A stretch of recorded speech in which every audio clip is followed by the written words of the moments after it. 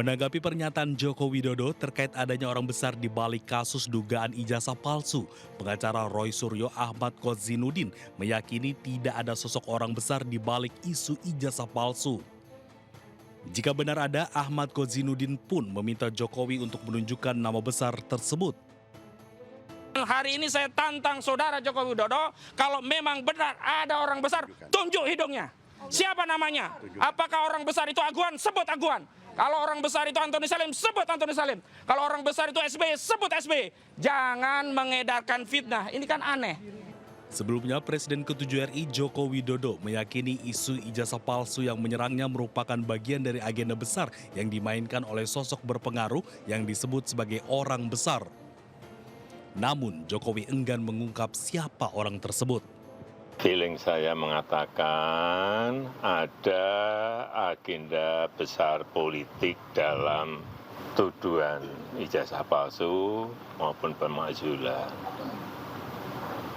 Artinya memang ada orang besar, ada yang make-up, ya itu aja.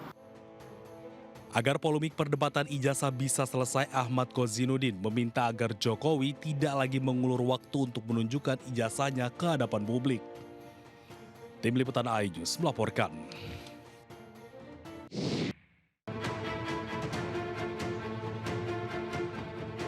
Direskrimum Polda Metro Jaya menggelar konferensi pers terkait kematian diplomat muda Arya Daru Pangayunan.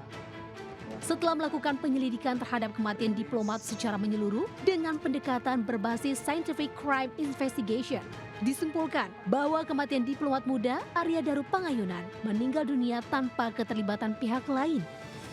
Kematian diplomat muda akibat tidak adanya pertukaran oksigen di saluran pernapasan atas sehingga membuat mati lemas. Sebab kematian korban adalah akibat gangguan pertukaran oksigen pada saluran pernapasan atas yang menyebabkan mati lemas.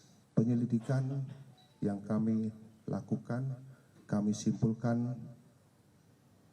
belum menemukan adanya peristiwa pidana. Sebelumnya, jasad korban pertama kali ditemukan Selasa 8 Juli lalu di kawasan Gondang Dia, Menteng, Jakarta Pusat. Korban tewas di dalam kamar indekosnya dengan muka terlakban berwarna kuning. Jenazah sang diplomat juga telah dimakamkan di pemakaman umum Sunten. Sejumlah dugaan sempat bermunculan terkait kematian korban yang hendak menjalankan tugas barunya ke Finlandia, hingga polisi menyimpulkan hasil akhir pemeriksaan. Di Jakarta, Tim Liputan iNews melaporkan.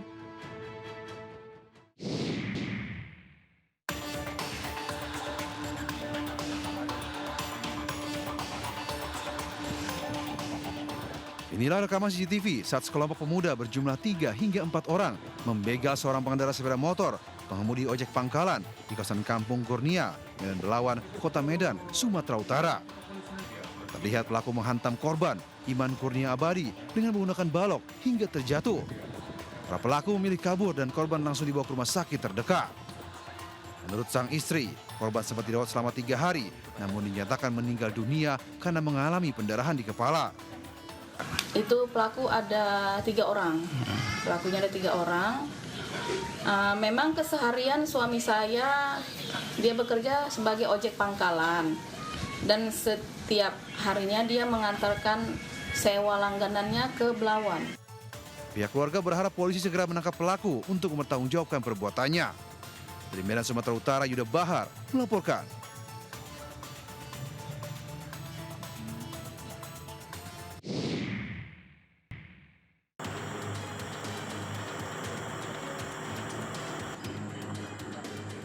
Beginilah kondisi mobil sedan mewah yang dikemudikan YS 23 tahun saat tenggelam di sungai Jalan Ngagel Jaya Selatan, Kecamatan Gubeng, Surabaya, Jawa Timur.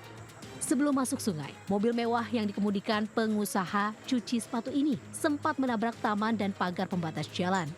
Pengemudi mengakui dalam kondisi mabuk. Saat itu, pengemudi mobil juga usai dugem dan pesta minuman keras di 2 tempat hiburan malam. Evakuasi mobil yang terposok ke sungai, kesulitan tidak ada ya, tidak ada, mungkin hanya kesulitan di kabel sedikit. Beruntung pengemudi mobil selamat meski mobil ringsek. Kini bangkai kendaraan diamankan di Mapolsek Gubeng. Dari Surabaya, Jawa Timur, Yuda Prawira melaporkan. Ada reng, kecelakaan kopi reng. Sejumlah mama dievakuasi warga setelah mobil pikap yang mereka tumpangi terbalik di Desa Bungkeng, Kecamatan Tanjung Bumi, Kabupaten Bangkalan. Sebagian besar korban terluka, beberapa di antaranya bahkan patah tulang dan geger otak. Dari keterangan warga, rombongan mama ini hendak menghadiri pengajian. Diduga kondisi kendaraan tak layak jalan, sementara muatannya berlebih sehingga tak kuat saat melaju di jalan menanjak. Pikap akhirnya berjalan mundur dan terbalik. Para korban dievakuasi ke Puskesmas serta RSUD Syarifah Amba Miratu Ebuh Bangkalan. Ini ada 10 orang yang masuk ke sana, kemudian dirujuk ke sini 2 orang perempuan semua, yang satu umur 35 dan satu lagi umur 55. Polisi mengimbau agar masyarakat tidak menggunakan mobil pikap untuk mengangkut penumpang karena kendaraan tersebut hanya diperuntukkan sebagai angkutan barang saja. Dari Bangkalan, Jawa Timur, Taufik Syahrawi, iNews melaporkan.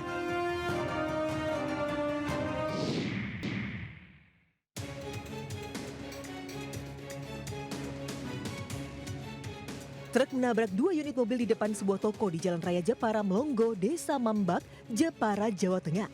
Selain menabrak 2 mobil, truk juga menabrak 1 unit sepeda motor dan bangunan toko. Akibatnya seluruh kendaraan yang terlibat kecelakaan rusak parah. Seorang balita yang berada di dalam mobil luka parah dan harus dilarikan ke rumah sakit. Dari hasil penyelidikan polisi, kecelakaan terjadi diduga akibat sopir truk kelelahan usai perjalanan jarak jauh dari Bali menuju Jepara. Kendaraan tersebut oleng ke kanan sehingga menabrak KBM Daya Cucigra. Setelah menabrak KBM Daya Cucigra, kendaraan tersebut oleng dan menabrak KBM Toyota Calya dan SPM Vario yang sedang parkir di depan toko Jejebab. Satlantas Polres Jepara masih menyelidiki penyebab pasti kecelakaan beruntun ini. Dari Jepara, Jawa Tengah, Alip Sutarto, iNews melaporkan.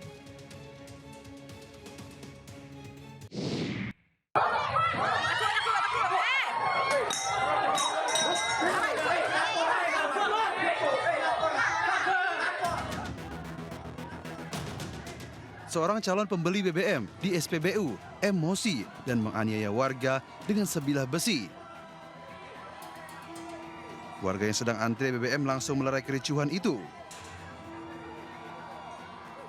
Peristiwa ini terjadi di Desa Pecoro, Kecamatan Rambi Puji, Jember, Jawa Timur.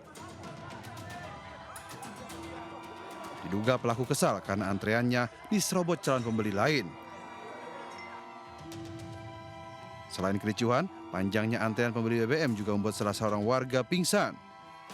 Diduga ia kelelahan hingga harus dievakuasi agar segera mendapat pertolongan medis. Antrean panjang mobil BBM terjadi di berbagai titik di Jember, diduga karena lambatnya pengiriman BBM. Tak jarang antrean mengular hingga beberapa kilometer.